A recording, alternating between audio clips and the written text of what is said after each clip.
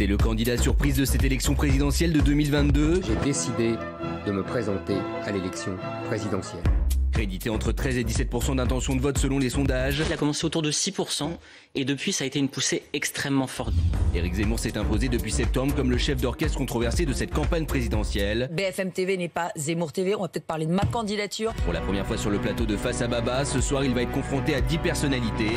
Durant près de 2 heures, le candidat du parti Reconquête va répondre à différentes thématiques. Des sujets qui sont les fondements de son programme, comme l'insécurité ou l'immigration.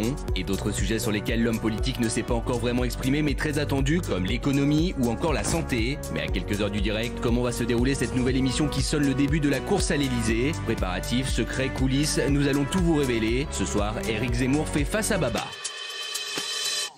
Merci, s'il vous plaît, merci à vous. Merci Garenne Chenot-Roquin d'être avec nous. Vous êtes le porte-parole de la Reconquête, le parti d'Éric Zemmour. Et merci à Gauthier Lebré, journaliste pour CNews. Vous suivez Éric Zemmour depuis des semaines et des semaines. Hein.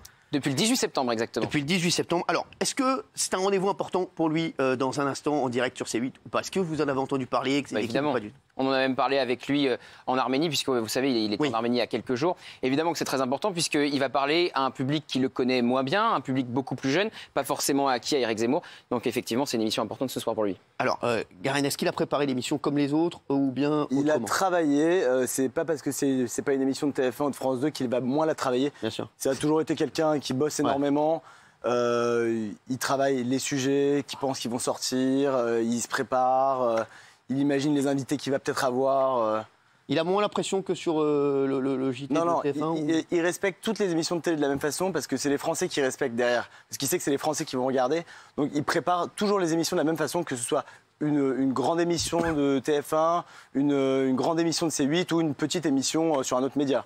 Alors, Garenne, est-ce que habituellement, je sais qu'il travaille beaucoup ses interventions, tout ça, on peut poser toutes les questions également. Est-ce qu'il est au courant de tout dans l'émission? Parce que moi, je pourrais répondre également. Je ne sais pas. Pour le coup, je sais pas. Alors, je vous le dis, il n'est pas au courant. Il ignore les face-à-face qu'il aura? Alors, si, il sait à peu près les face-à-face qu'il aura, il ne les a pas tous. Et je tiens à dire un truc, et c'est vrai que vous pourrez le dire, je n'ai ni eu Éric Zemmour au téléphone, ni vu Éric Zemmour avant cette émission. C'est ni vu, ni eu au téléphone. J'ai eu Sarah Knafo, sa conseillère, voilà, sur quelques dossiers, on s'est eu 2 fois ou 2-3 fois. Mais c'est vrai que je ne l'ai pas vu, ni eu au téléphone. Et je pense que c'était un désir de l'un et de l'autre, voilà, de ne pas se voir avant, de ne pas se parler avant, sinon ça aurait cassé un truc. Oui, Benjamin. Est-ce qu'il y a des thèmes interdits? Un thème interdit. Aucun thème interdit. Aucun thème interdit. Aucun veto. Vraiment. Aucun thème interdit. Tout. Philippe, vous avez entendu, vous avez des infos sur cette émission? Est-ce que c'est important pour Éric Zemmour et chez les autres candidats? Est-ce qu'ils vont la suivre, cette émission? Ah oui, ils vont tous la regarder parce que d'abord, ils ont une trouille, c'est de devoir la faire parce qu'ils maîtriseront rien. Donc, ils ont très peur parce qu'ils maîtriseront rien du tout. Et l'Élysée en particulier regarde beaucoup parce que ça, c'est quelque chose qu'ils ont particulièrement travaillé, l'électorat des jeunes, etc. Donc, si Zemmour commence à monter là-dedans, c'est un peu embêtant pour eux. Et puis, vous avez un électorat, entre guillemets, des gens qui vous regardent qui sont plus populaires que ce qu'ils ont l'habitude aussi de toucher. Donc, voilà, pour eux, c'est un enjeu important. Ouais. Ils vont regarder ce que vous allez produire comme émission politique face à un candidat à la présidentielle. Ça les intéresse beaucoup. Ouais. Et surtout, Éric Zemmour est très content de pouvoir parler à des gens qui n'ont pas l'habitude de l'écouter.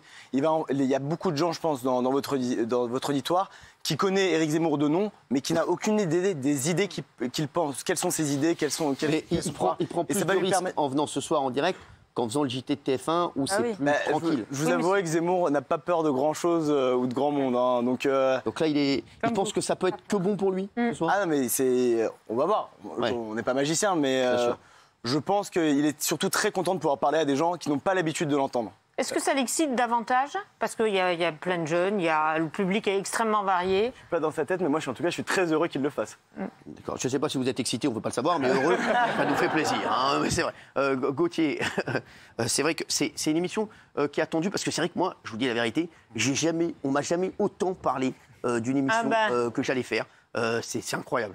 Oui, et puis vous savez, Éric Zemmour, il dit sans cesse qu'il a une partie de l'électorat LR, plus bourgeois, et une partie de l'électorat du Rassemblement national, plus populaire. Donc ça va peut-être aussi lui permettre de parler à cette deuxième jambe-là, plus populaire, parce qu'on reconnaît qu'il a une partie du vote bourgeois, mais peut-être qu'il n'a pas encore totalement une partie du vote populaire. Pour l'instant, pour résumer, c'est le candidat des riches. S'il arrive à réussir votre émission, il peut devenir un candidat populaire, mais c'est pas gagné pour l'instant.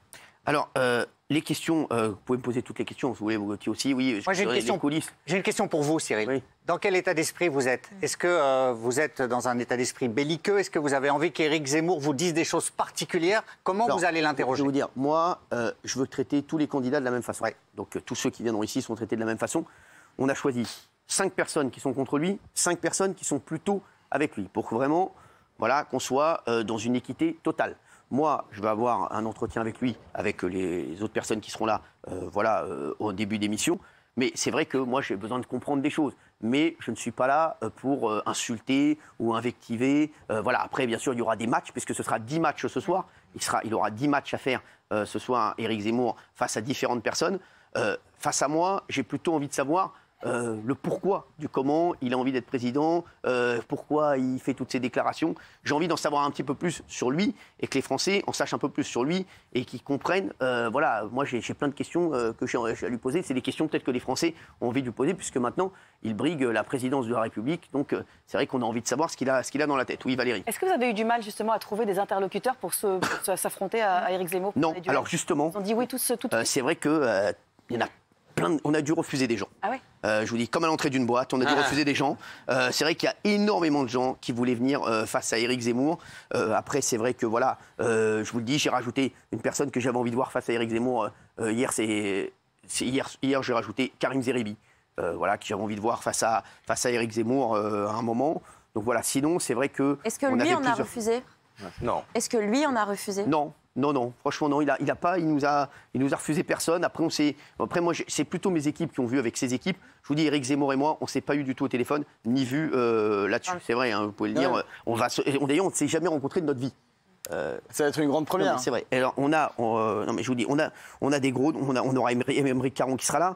Je voulais qu'Éric Nolot soit là aussi, pour comprendre. Est-ce qu'on peut être complètement opposé à toutes les idées d'un ami? Parce que c'est vrai que j'ai envie de voir face à face avec moi au milieu, je vais leur poser des questions. Je voulais qu'il y ait Alexis Corbière, bien sûr. Il y aura Éric Revel qui sera là, qui lui, je vous le dis, n'a rien compris à son programme économique, donc qui veut qu'il lui détaille un peu son programme économique parce qu'il n'a pas compris. Il y a Mathias Vargon qui sera là.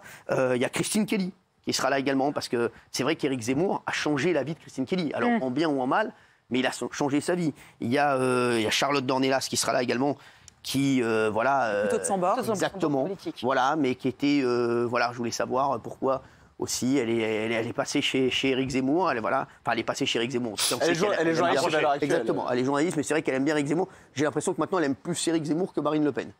Donc je voudrais en savoir un petit peu plus là-dessus.